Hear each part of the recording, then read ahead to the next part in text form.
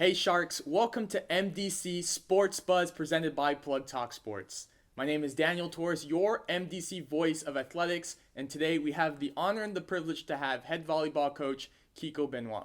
Kiko, thank you for being on MDC Sports Buzz. Look, around here, you're a pretty legendary coach. I think arguably you're one of the most successful coaches in all of MDC history. What keeps you motivated to continue coaching throughout all of these years? First of all, thank you for inviting me. Definitely, it's the passion that I have for the sport, and it feels good when you help a bunch of kids and you see them succeed, just not only here at Miami-Dade College, but also when they move on to a four-year school. So last year, let's talk about last season. You guys finished up runner up in the state and then in nationals. What would you say was the most difficult part about last season? Well, the most difficult part was not winning the national or the state title because, as you know, we always train to win. Right. Obviously, it's not going to happen all the time, but that's going to give us a chance this year, a little room for improvement. Now, this group of players obviously is going to change with recruits coming on, and we'll talk about that later. But what did you feel that this group did really well? We play together, we play as a team, and it doesn't matter the outcome. Like I told them, as long as we respect each other and we play like a team, we're gonna get the results. And even though we didn't get what we wanted to, I think we did pretty well. Now, a lot of us got that ESPN Plus subscription to be able to watch you guys in the national tournament, but there was a specific moment that for me, I felt emotional. I mean, even my parents got invested in watching the game because they would see me watching the tournament and they were like, huh, I'm going to sit down and watch this. You guys are playing FSW. You guys played them in the state final and in the national final as well. Anna goes down due to an injury in that final match. What was going through your head during that moment? First of all, I was thinking about her health, um, and I was thinking to myself, hopefully that's nothing bad. But at the end of the day, I told her, listen, you had done a great job. I know that she was crying because she couldn't Yeah. continue playing, but go, you did great. You did great, and you put everything there for the team. And doesn't matter the outcome. We are very proud of you. We just want you to get healthy. Right. Now, throughout your tenure here, you always seem to get your teams to make a deep postseason run. How do you continually every year get your players to buy in into your coaching, into the program, and into the team? I won't say that it's only me. We Yeah. have a group of people, my assistant coaches. Right now, Yolanda Delgado and Ivan Marquez, they help me, including my mentor, Elida Medero. They always help me to put to work with the team. And it's hard for us because, as you guys know, we have student athletes from different part of the world, Right. and but we find a way to put it together and to do well. Now, at the end of last season, there was a 5 match losing streak. How were you able to change the mentality in the locker room and kind of turn that around heading into, the postseason? Uh, like I always tell them, if you win or if you lose, you're still gonna go back tomorrow and do the same thing that you do every single day. Just have fun and enjoy it. And as long you play hard Hmm. and as long you do everything that you leave everything that you have inside the court, it doesn't matter the results. Now, for you personally, throughout your coaching career or even in playing volleyball, has there been any coaches or mentors in your life that has helped you, throughout your career? Definitely. I started here at Miami-Dade College back in 1995 as a volunteer water boy. And there is this lady that she used to be the head coach at Miami-Dade College, Elida Medero. Hmm. She gave me a chance, and she taught me how to coach.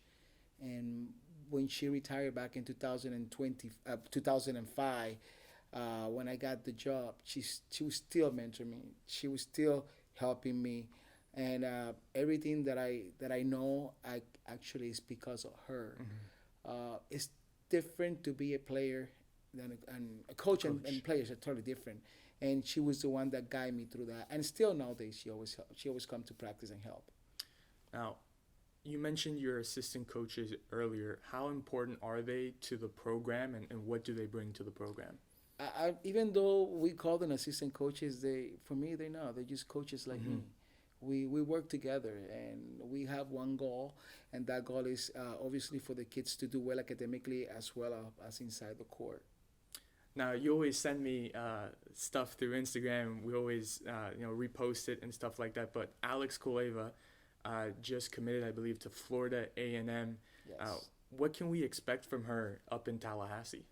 It's gonna be fun to watch her playing because one of my former setter also is going over there. She's transferring from FIU, Camila. Okay. She's a great player.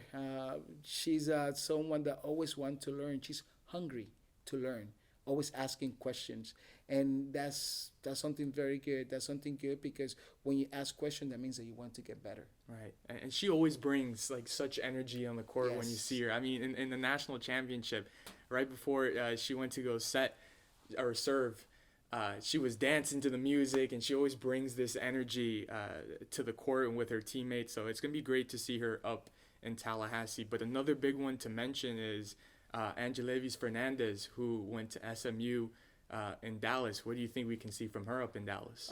Definitely a 6'7", 6'8" Yeah. kid. It's going to be hard to go through that block, and I'm pretty sure she's going to do well. And as just like Koleva, she's always working hard to get better and help the team. And we had so many other players that are committed to D1 school this year that is unbelievable. Now, what joy personally for you as a person and as a coach, what joy do you get from seeing your former players go on to major universities and especially playing on their national team?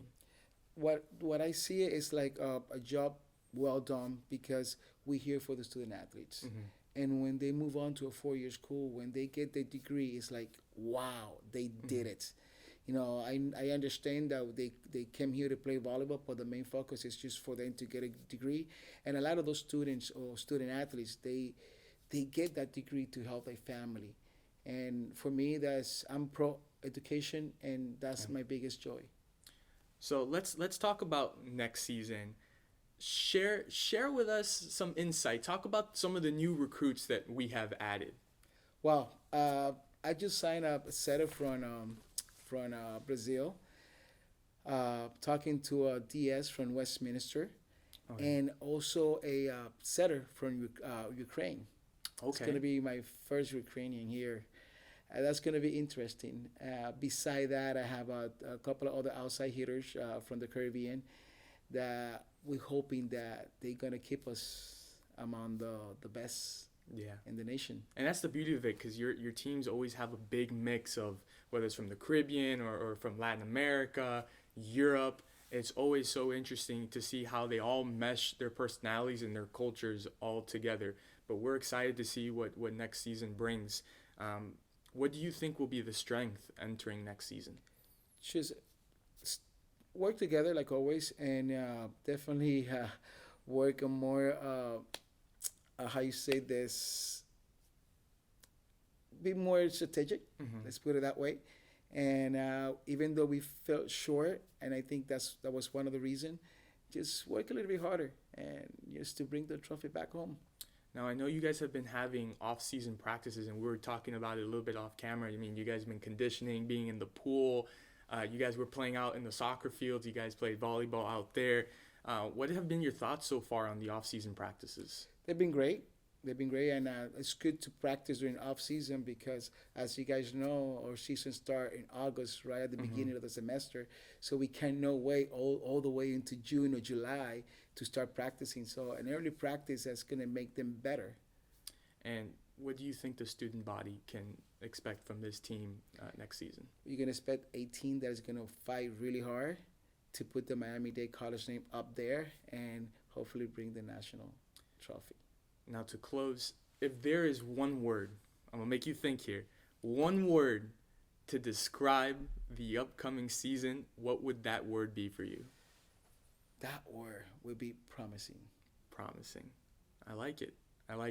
There's definitely a lot of, as you mentioned, recruits coming into the program. and I know that you guys will make us proud and bring that trophy home. I mean, last year, it's going to be a redemption, Yes. redeem team. We're going to call you guys the redeem team. Great. But anyways, thank you, Kiko, for being on the first installment of MDC Sports Buzz. We appreciate you being here. Sharks, next season, we're going to be there. I hope you guys all come out. Thank you guys for watching. Stay tuned to all our social media and all of our sports going on. Thank you, and we'll see you guys for the next one. Thank you.